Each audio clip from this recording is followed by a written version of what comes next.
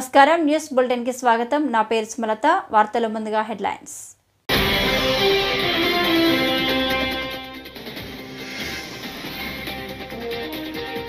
గాంధీ జయంతి కల్లా రాష్ట్రంలో చెత్తంతా తొలగిస్తామన్న మంత్రి నారాయణ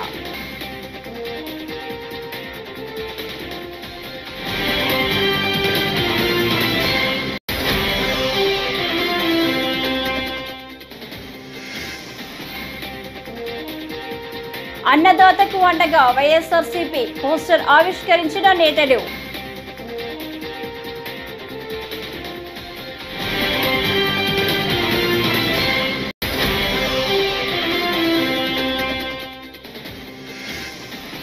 కాకినాడ ప్రాంతానికి ఓ ఆలోచన లేని వారు అసమర్థులు ప్రభుత్వంలో ఉన్నారని రాష్ట్ర మాజీ మంత్రి ఎమ్మెల్సీ బొత్స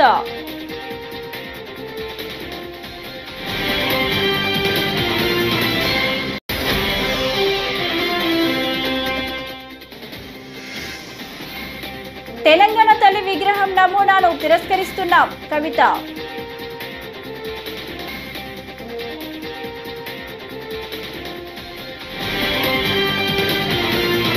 ఇక డీటెయిల్స్ చూస్తే వచ్చే ఏడాది అక్టోబర్ 2వ తేదీ నాటికి రాష్ట్రంలోని డంప్ యార్డుల్లో చెత్త మొత్తం తొలగిస్తామని మంత్రి నారాయణ ప్రకటించారు.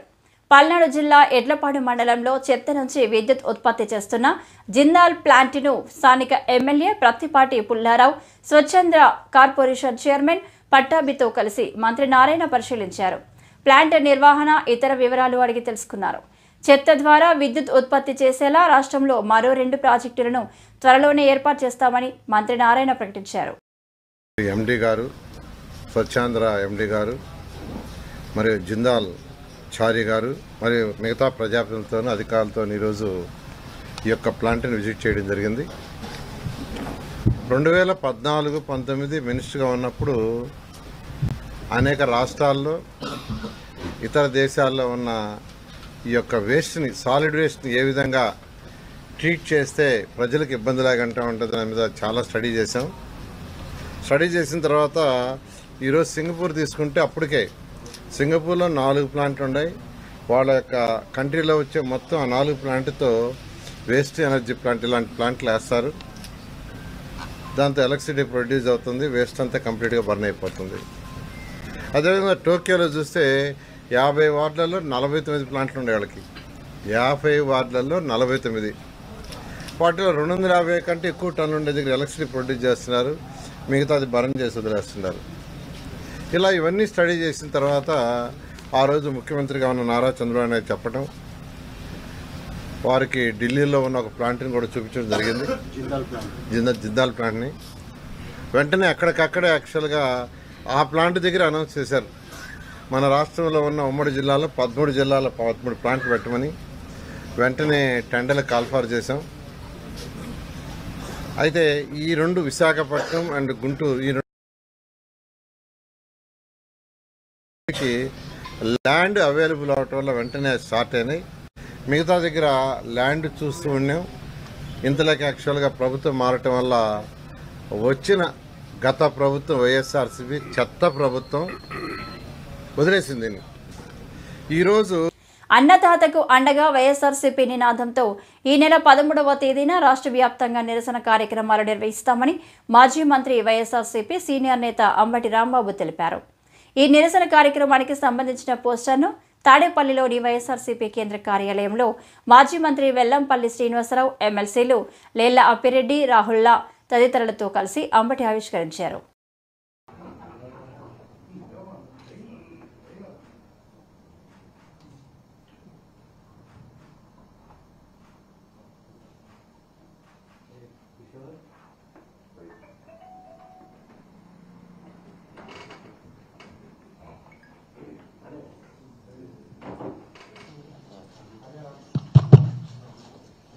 పదమూడవ తారీఖున రాష్ట్ర వ్యాప్తంగా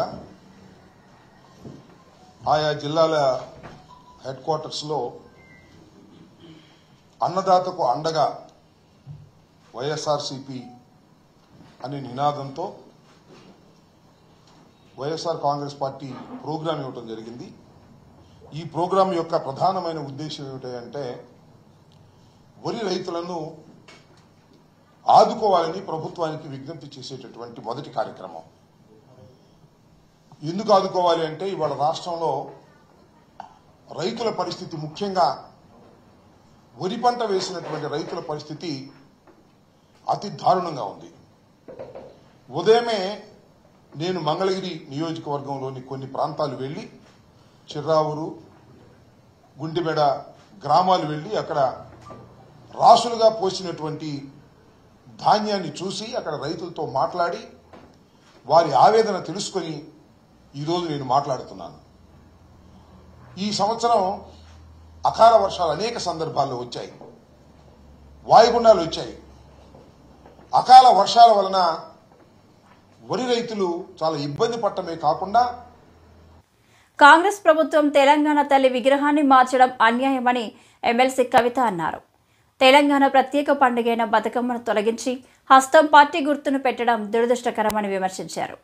ప్రభుత్వ వైఖరికి నిరసనగా తెలంగాణ భవన్లో ఎమ్మెల్సీ కవిత బారస కార్యకర్తలతో కలిసి తెలంగాణ తల్లి విగ్రహానికి పాలాభిషేకం, పంచామృతాభిషేకం చేశారు. ఉద్యమ కాలంలో పెద్దలు రూపుదిద్దిన తెలంగాణ తల్లిని మార్చడాన్ని తీవ్రంగా ఖండిస్తున్నామని కవిత తెలిపారు.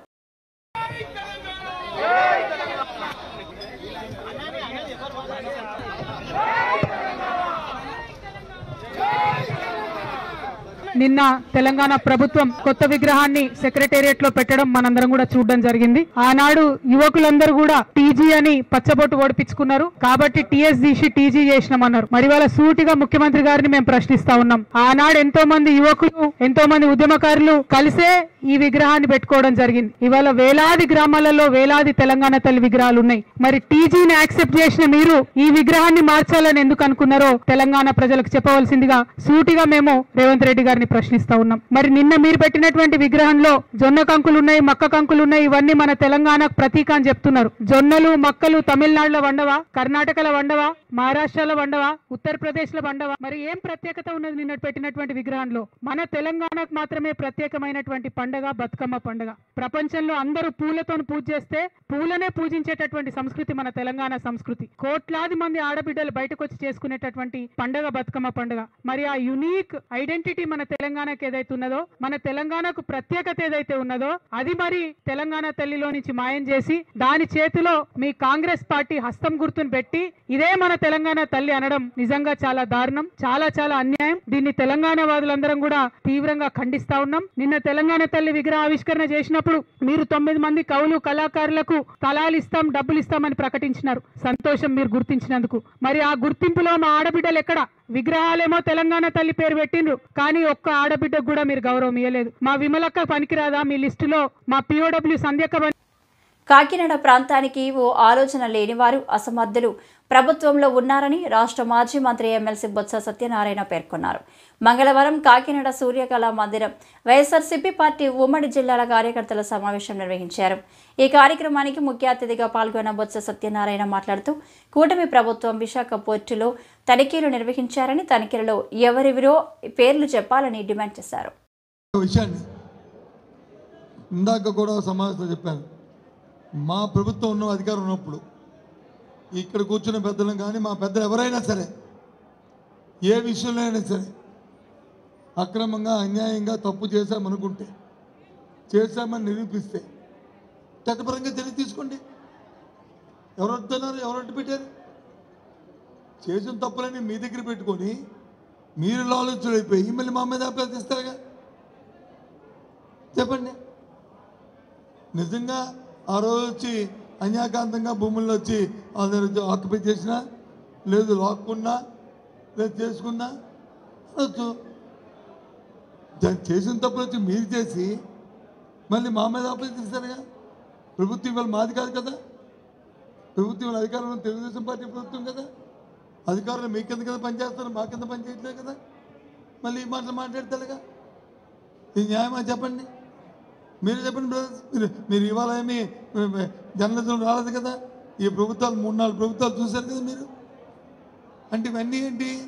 ఆడలేక మధ్యలో వాడలేదని చెప్తారు కదా. ఆ రకం వాళ్ళు అడ్జస్ట్ అయిపోతారు, ఇది చెప్తారు. మొన్న నాకు అనిపించింది, మన డిప్యూటీ సీఎం గారు వచ్చారు, ఇక్కడికి వచ్చారు కదా. మీ అందరూ వెళ్ళారా? మీ అందరూ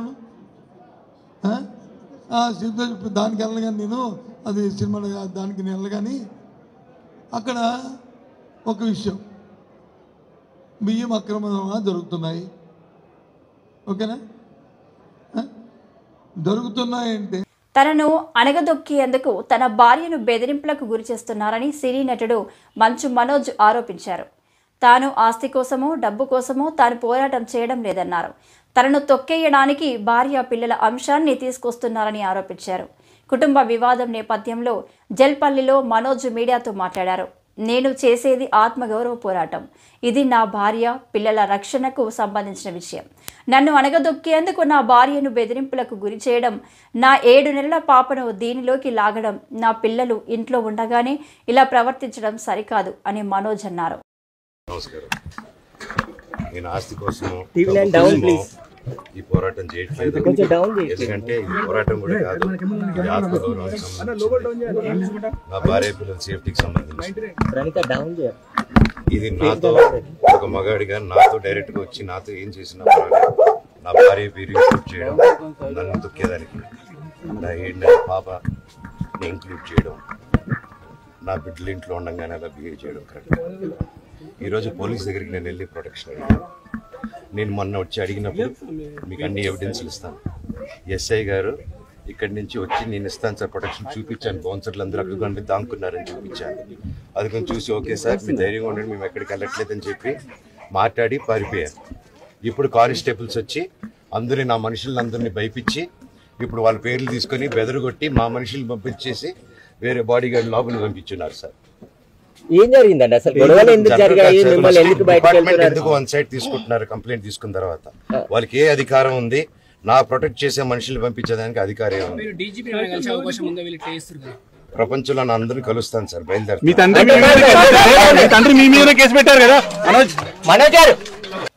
తనను డ్యాన్స్ యూనియన్ నుంచి శాశ్వతంగా తొలగించారంటూ జరుగుతున్న ప్రచారంపై ప్రముఖ డ్యాన్స్ కొరియోగ్రాఫర్ జానీ మాస్టర్ స్పందించారు.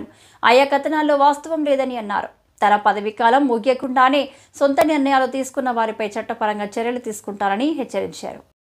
అందరికి నమస్కారం, నేను మీ జానీ మాస్టర్. పొద్దునుంచి ఒక ఫేక్ న్యూస్ నడుస్తుంది, నన్ను డాన్సర్స్ యూనియన్ నుంచి శాశ్వతంగా తొలగించారని చెప్పి. అదంతా ఫేక్, నమ్మద్దు. నన్ను ఏ యూనియన్ నుంచి తీసేయలేదు, నా కార్డు ఎవరు తీసేయలేదు. నేను డాన్సర్స్ యూనియన్లో మెంబరు. అండ్ అలాగే ఏదైతే ఈ ఎలక్షన్స్ నిన్న జరిగినాయో ఈ లీగల్గా నేను ఫైట్ చేస్తున్నాను. ఆ వివరాలు తొందరలో చెప్తాను. అండ్ మీ అందరికీ నేను ఇంకొకసారి చాలా థ్యాంక్స్ చెప్పుకుంటున్నాను. నన్ను చాలా ఆదరించారు మీడియా మిత్రులు కానీ పత్రికా మిత్రులు కానీ. సో కొన్ని ఛానల్స్ మాత్రమే ఇది అవతల మనుషులు బాధ పెట్టేలాగా, అంటే తెలుసుకోకుండా న్యూస్ ఉన్నది లేనిది పెట్టేస్తున్నారు. కరెక్ట్గా న్యూస్ తెలుసుకొని పెట్టండి, ఎందుకంటే దానివల్ల అవతల మనుషులు బాధపడతాయి. ఇప్పుడు శాశ్వతంగా తీసేశారు, ఇదంతా తప్పుడు ప్రచారం. శాశ్వతంగా నన్ను ఎవరు తీశారు? ఎవరు తీయలేరు. నన్నే కాదు ఎవరిని కూడా శాశ్వతంగా తీయలేరు.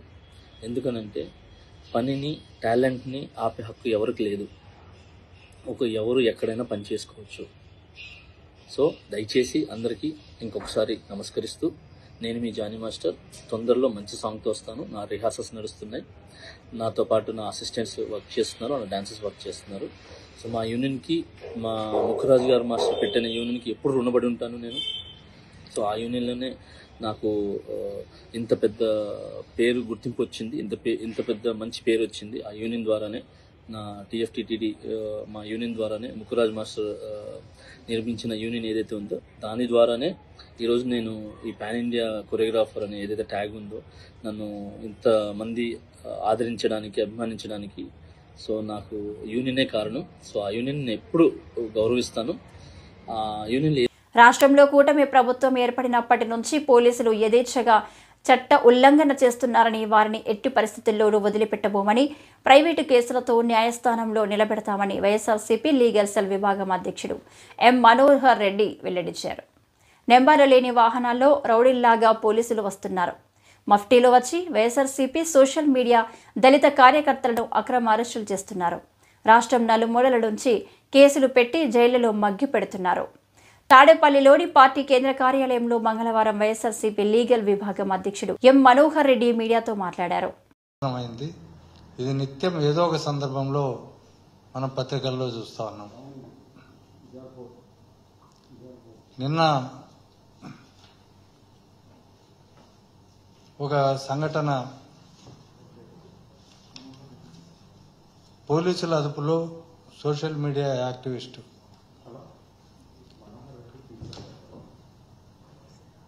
ఇది సందర్భం కానీ టైం కానీ లేకుండా ఒక దళిత కుటుంబానికి సంబంధించిన వ్యక్తిని వాళ్ళ పోలీసు వాళ్ళకు కార్లకు నెంబర్లు ఉంటాయి, ఏ కార్కైనా నెంబర్లు ఉంటాయి, కానీ మరి వాళ్ళ కార్లకు నెంబర్ ప్లేట్లు కూడా తీసేసి అతన్ని దౌర్జన్యంగా వాళ్ళ ఇంటికి వెళ్ళి మఫ్టీ డ్రెస్సుల్లో వాళ్ళని తీసుకెళ్తే వాళ్ళ కుటుంబ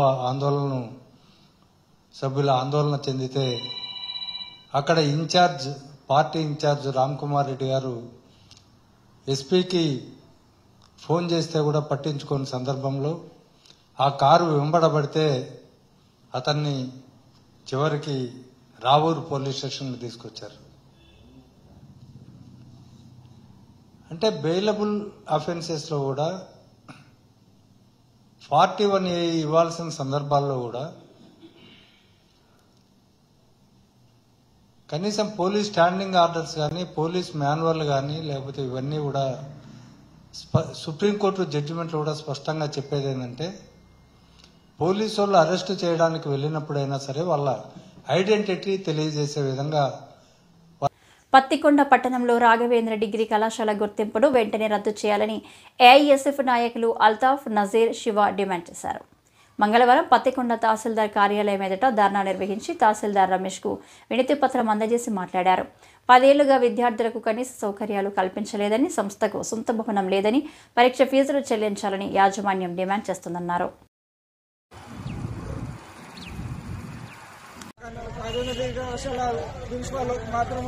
యూనివర్సిటీలో నిబంధనలకు వ్యతిరేకంగా వ్యవహరిస్తుంది. దీని పట్ల విద్యా సంస్థలు వెంటనే, అంతేకాకుండా రాఘవేంద్ర డిగ్రీ కళాశాలలో బీకామ్, బీఎస్సీ గ్రూపులు నిర్వహిస్తున్నా దానికి సంబంధించిన ల్యాబులు లేకపోవడం ఎంతో సిగ్గుచేటైన విషయం. అంతేకాకుండా రాఘవేంద్ర డిగ్రీ కళాశాలను ఇప్పటికి ఏర్పాటు చేసి 10 సంవత్సరాల వరకు ఇంతవరకు సొంత బిల్డింగ్ ఏర్పాటు చేయలేదు, ప్లే గ్రౌండ్ ఏర్పాటు చేయలేదు. కాలేజ్ నిర్మించిన 6 సంవత్సరాల లోపల సొంత బిల్డింగ్, గ్రౌండ్ ఏర్పాటు చేయాలి. అదేవిధంగా కాలేజ్ యాజమాన్యం మాత్రం మీరు స్కాలర్షిప్ మాత్రం పడితేనే ఫీజులు కట్టినటువంటి యాజమాన్యం స్టార్టింగ్లోన అదే స్కాలర్షిప్ పడకపోతే మీరు ఎలాగైనా స్కాలర్షిప్లు కట్టాల్సింది, మీరు ఎగ్జామ్ ఫీజులు కట్టాలని మీరు ఏమైనా చేసుకున్నట్టున్న రాఘవేంద్ర డిగ్రీ కళాశాల వెంటనే రాఘవేంద్ర డిగ్రీ కళాశాల గుర్తింపు రద్దు చేయాలని విద్యా సంస్థలు కోరుతున్నాను. నంద్యాల జిల్లా ఎస్పీ ఆదిరాజ్ సింగ్ రాణా ఆదేశాల మేరకు నంద్యాల జిల్లా బొమ్మల సత్రం వద్ద గల జిల్లా పోలీస్ కార్యాలయంలోని కాన్ఫరెన్స్ హాల్ నందు అడిషనల్ ఎస్పీ అడ్మిన్ ఎన్ యుగేందర్ బాబు ప్రజా సమస్యల పరిష్కార వేదిక కార్యక్రమంలో పాల్గొని 70 ఫిర్యాదులను స్వీకరించారు. ప్రజలు ఇచ్చిన ఫిర్యాదులపై పూర్తి స్థాయిలో చట్ట ప్రకారం విచారణ జరిపి పరిష్కరించే విధంగా చర్యలు తీసుకుంటామన్నారు.